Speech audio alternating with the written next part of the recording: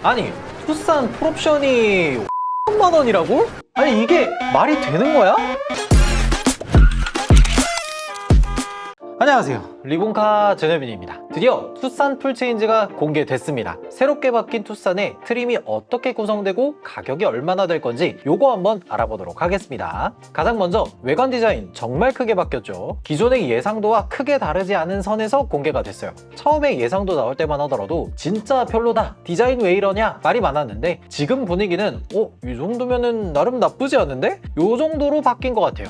앞부분을 보면요, 일단 LED 램프를 좀 반사식으로 사용을 하기도 했고, 기존에 우리가 흔하게 볼 수 있었던 자동차 디자인이 아니고 조금 생소한 그런 느낌의 디자인을 사용을 한 걸 볼 수가 있어요. 어디서 요 비슷한 것들을 볼 수가 있냐면 K8도 이 뒤쪽에 후면 리어 램프를 보면 반사식 램프를 사용하기도 했었고, 최근 들어서는 모델 Y 주니퍼가 이 뒤쪽 리어 램프를 반사식으로 크게 사용하기도 하죠. 요거를 앞부분에서 보여주게 만든 거예요. 그리고 측면에서는 SUV가 가지고 있는 이 특유의 우락부락한 느낌을 정말 잘 표현을 한 것 같아요. 이번에 아반떼도 그렇고 투싼도 그렇고 이 아트 오브 스틸이라는 디자인 철학을 적용했다고 하는데, 저는 개인적으로 좀 둥글둥글한 것보다 이렇게 각진 모습이 보기 좋더라고요. 그러면서 이 전장 재원이 크게 증가했습니다. 무려 4700mm가 됐어요. 딱 10년 전쯤에 나왔던 산타페 DM의 전장이 4700mm였어요. 전폭은 산타페보다 더 큽니다. 엄청나게 커졌죠. 더 이상 투싼을 준중형급 SUV라고 얘기를 할 수가 있나? 라는 생각이 들 정도예요.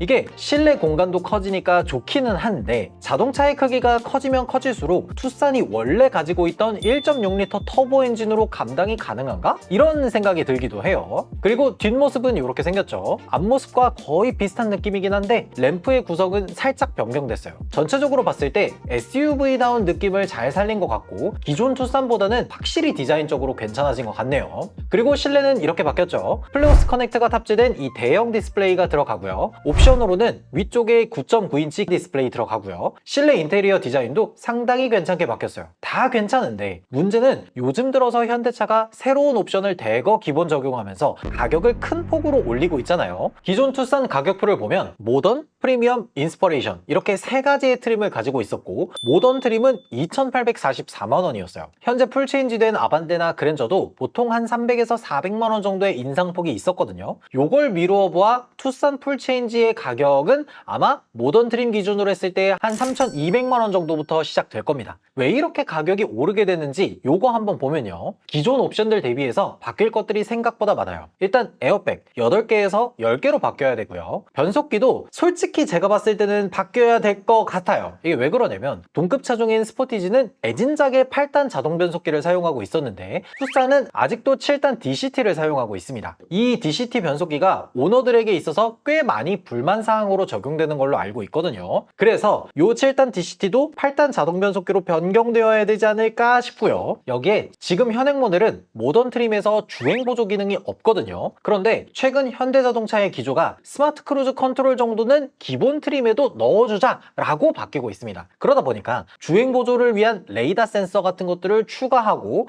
여기에다가 뭐 여러 가지 기능, 소프트웨어 이런 것들을 탑재하고 하드웨어까지 넣다 보면은 기본적으로 가격이 조금 더 오를 것 같아요. 그리고 내장에서는 일단 계기판 센터 디스플레이 사라지면서 플레오스 커넥터가 탑재가 될 겁니다. 이러면서 9.9인치 슬림 디스플레이는 아마 옵션으로 빠질 것 같아요. 그 외에 중요한 것들에는 시트가 있겠죠. 현재 기준으로 봤을 때 구형 투싼은 인조 가죽 시트가 가장 기본 트림에서도 들어가는데 아마 아반떼처럼 직물 시트가 적용되지 않을까 싶어요. 이거는 그랜저 아반떼 할 거 없이 신형으로 바뀌면서 제일 아래 등급 트림에서는 시트 옵션을 마이너 체인지하는 게 관례처럼 바뀌었더라고요. 아무래도 다른 옵션들을 대거 추가하고 기본화하다 보니까 시트 부분에서는 그나마 돈을 좀 아끼려고 하는 것 같아요. 여기까지가 가장 기본 트림인 모던 트림의 변경점이 될 텐데, 좀 정리를 해보자면 기본적으로 디스플레이 좀 크게 변경되고 에어백, 주행보조 장치 이런 새로운 옵션들이 추가되면서 가격이 한 약 400만 원 정도 선으로 오르지 않을까 싶은 거죠. 그리고 선택 옵션으로는 컨비니언스가 있는데, 여기에는 뭐 인조 가죽 시트로 변경하면서 뭐 열선 통풍 이런 옵션이 추가하는 걸로 될 거고요. 이거는 모던 트림을 고른다 라고 하면 아마 반드시 선택해야 될 것 같아요. 그리고 그 외에는 현대 스마트 센스 옵션이 있을 겁니다. 여기에서는 스마트 크루즈 컨트롤만 들어가 있던 주행 보조를 HDA2 버전으로 올리면서 글레오 AI가 포함될 거예요. 이것도 무조건 포함시켜야 될 만한 옵션이죠.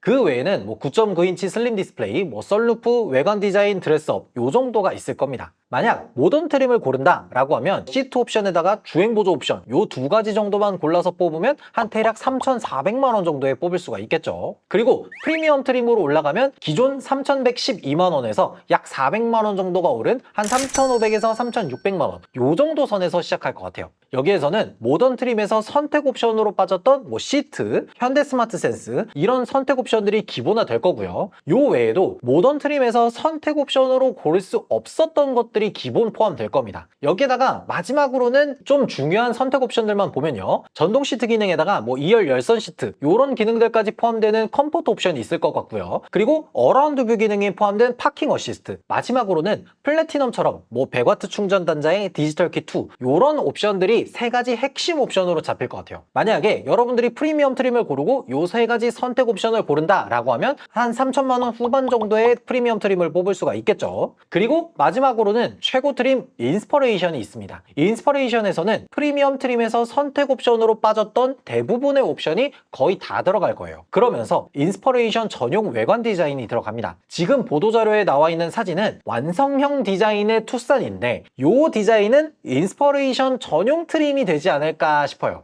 여기에다가 이런 여러 가지 디자인, 성능 변경점들이 포함되면서 실제 구입할 때의 가격은 4천만 원보다 살짝 아래로 해서 한 3,900만 원 언저리가 되지 않을까 싶어요. 야, 근데 이게 아무리 얘가 최고 트림이라고는 하지만 4천만 원 언저리까지 올라간다라고 하면 가격이 조금 비싸게 느껴지는 건 어쩔 수가 없겠네요. 인스퍼레이션의 중점적인 옵션을 보면 뭐 천연 가죽 시트에 헤드업 디스플레이 이런 옵션들이 기본 적용되고 뭐 인스퍼레이션 전용 외관 디자인 이런 것들이 가장 중점적인 옵션이 되겠죠. 그리고 선택 옵션을 보면요. 디지털 키나 100W 충전 단자가 들어가 있는 플래티넘이 있을 거고요. 어라운드 뷰 기능이 포함되고 원격 스마트 주차 보조까지 들어간 파킹 어시스트도 있을 거고요. 그리고 자잘자잘한 것들을 좀 보면 빌트인 캠2, 뭐 썬루프, 휠 옵션, 사운드 옵션 요 정도로 구성이 될 것 같아요. 그리고 중요한 건 투싼은 SUV다 보니까 전체 공통 선택 옵션으로 사륜구동도 있을 겁니다. 이게 보통 한 200만 원 정도 되는 옵션이니까 만약 여러분들이 인스퍼레이션 트림을 고르고 선택 옵션을 모두 다 고른다 라고 하면 투싼 가솔린의 가격은 대략 한 4,500에서 4,600